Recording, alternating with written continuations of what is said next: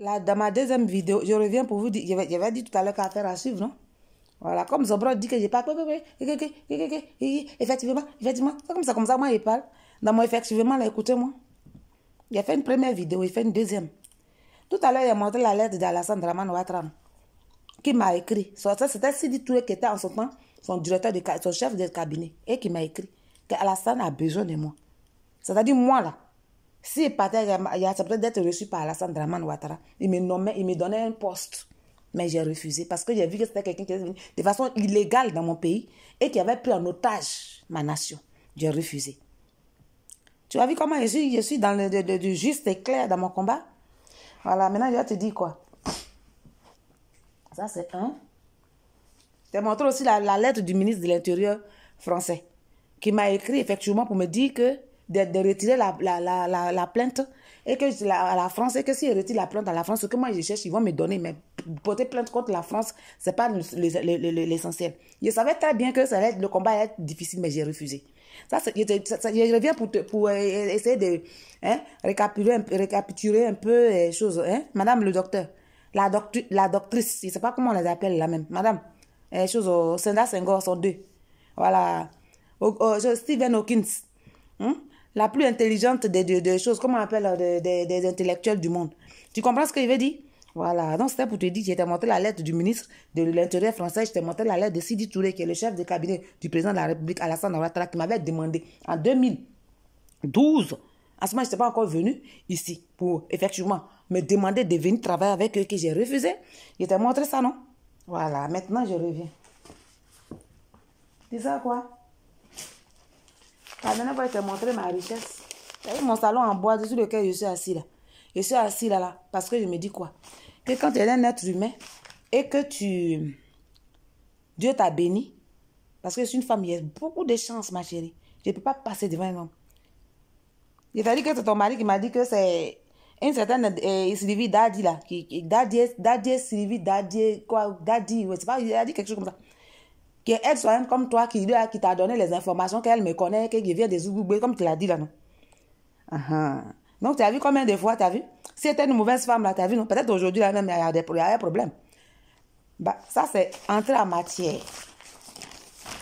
Ma chérie, je ne peux pas dormir sur des canapés des milliards.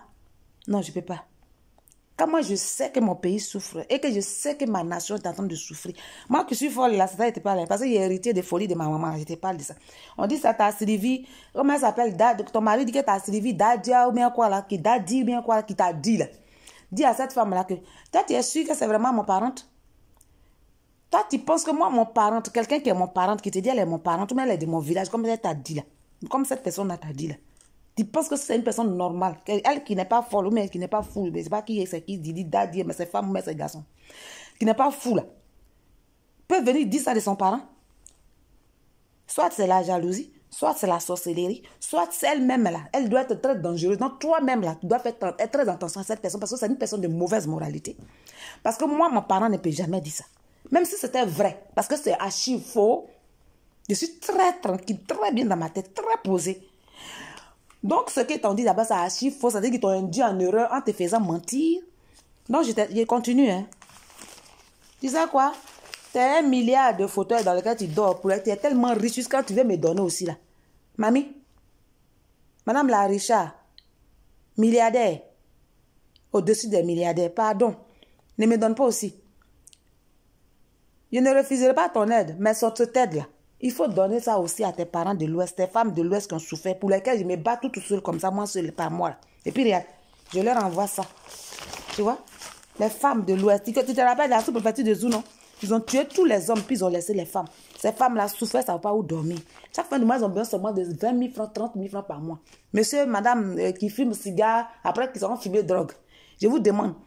Si tu prenais ce petit argent, les milliards que tu traînes dans ce que tu veux m'aider aussi, là. Si tu prenais un peu pour aller donner un peu à tes parents, regarde, je souffre trop, regarde. Ça là, tu sais combien c'est ça? 97, et ça c'est ce que j'ai écrit là. Ce que j'ai écrit là. C'est en français, hein. Ce que j'ai écrit. Et puis je vous ai envoyé des originaux pour ne pas que vous dites que c'est des photocopies effets, tu vois? Tu vois? T'as vu? 97, mais ça fait quelque chose de 200 €. 200 €. Ça, c'est ce qu'il y a envoyé une fois. 64 euros, c'est-à-dire 100 euros. Tu vois? C'est de l'argent comme ça, j'envoie aux gens. Si je n'ai rien envoyé, 100 euros, 200 euros. Tu vois? Ça, c'est de l'argent que j'envoie aux femmes qui souffrent. Les femmes de Côte d'Ivoire qui souffrent. Tu vois?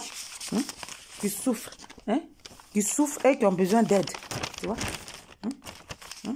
Si je n'ai rien dépensé dans le mois, c'est au moins 2000 euros. Si je n'ai rien dépensé. Il dit dans le mois. Regarde. Regarde. Tu vois un peu? Tu vois l'aide que j'apporte aux gens? À tes soeurs de l'Ouest, là. Alors qu'ils ont une soeur qui est riche, qui est docteur, son mari est qui est milliardaire. Tu vois un peu? C'est une escroquerie morale. Tu vois? Toi, tu es aussi riche et puis tu me laisses m'occuper de ta famille comme ça, des gens de ton village qui ont souffert parce qu'elles ont perdu tout leur mari et elles n'ont rien à manger. Tu vois? Ça, j'aide les gens. Tu vois, tout ça, tout ce que tu vois là, c'est des Western Union. Il a envoyé les originaux pour ne pas que vous dites que c'est. Il a pris même chose à faire des photocopies. C'est des originaux. Regarde. Tout ça, regarde. C'est trop. Les Western Union. Tout ça, c'est les Western Union. Regarde. Regarde. Regarde. T'as vu? T'as vu? T'as vu? T'as vu? Ça, c'est des Western Union que j'envoie aux gens. Ça, c'est pour seulement cette année. C'est-à-dire que depuis décembre 2020 jusqu'à ce mois-là, regarde, j'ai encore 2-3 dossiers qui m'attendent pour le mois prochain. C'est-à-dire qu'à la fin, je dois parler du 6, le 7 là. Il y a encore 200 euros, 3 personnes que je vais envoyer. Puis il y a d'autres dossiers qui vont venir encore. Ils ont besoin d'aide. Il y a des femmes, elles ont des enfants qui sont malades et qui ont besoin de les soigner. C'est à moi ils font recours. Zombrot, tu as l'argent? Ton mari, Monarque, dit que vous avez